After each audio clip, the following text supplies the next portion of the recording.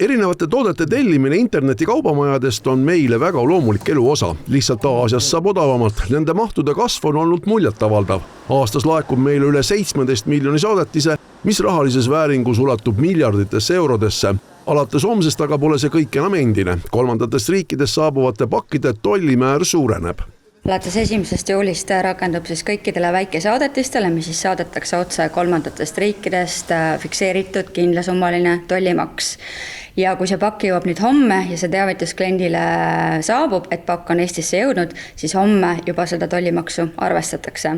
Tollimaksu hakatakse arvestama kaubaartikli põhiselt. Kui teil on pakis püksid, särk ja müts, siis iga eseme eest tuleb välja käia 3 eurot. Kui on aga 3 särki, siis 3 eurot. Siinkohal olgu tellijatele väike kergendus. Aasia suured tegijad nagu Temo, Amazon deklareerivad tooted ise.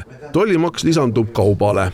Kui tegemist on selliste suurte platvormidega, siis suured platvormid ise juba ostu sooritamise hetkel korjavad selle 3 eurot kokku ja deklareerivad selle kauba ka ise kliendi eest. Et sellistel juhtudel, kui me räägime Temost, AliExpressist, et klient tõenäoliselt midagi ise tegema ei pea, see kaup saabub talle Eestisse ja juba on maksud arvestatud ja kaup deklareeritud. On aga lugematu arv muid platvorme, kus seda tuleb silmas pidada. Aga on ka veebiplatvorme, kus siis juba tellimuse hetkel tollimaksu ära ei koguta.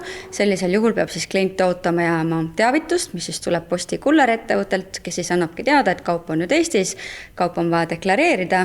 Ja seda on võimalik siis teha selliselt, et kas osta posti kullerettevõttelt teenust või tasuda ka ise selle kauba eest Maksu- ja Tolliameti iseteenuskeskkonnas. See ongi koht, kus kurjategijad võivad seda kohe ära kasutada. Kuigi Maksu- ja Tolliameti nime alt pole pikalt politseile teadaolevalt teateid tulnud, siis on see koht, kus sellised sõnumid võivad aktiviseeruda.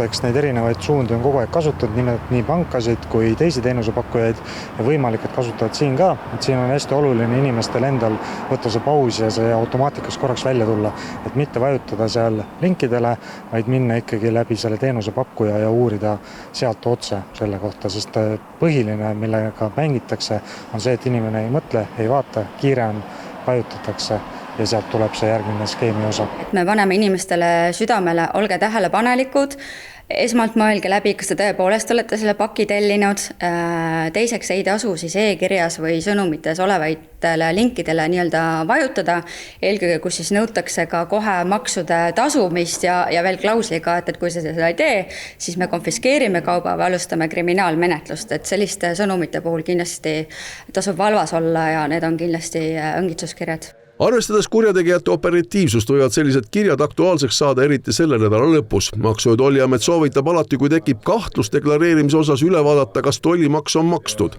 Käibemaks arvestatakse juba automaatselt hinna sisse. Kui on midagi ebaselget, siis uurida seda Maksu- ja Tolliameti infoliinide kaudu.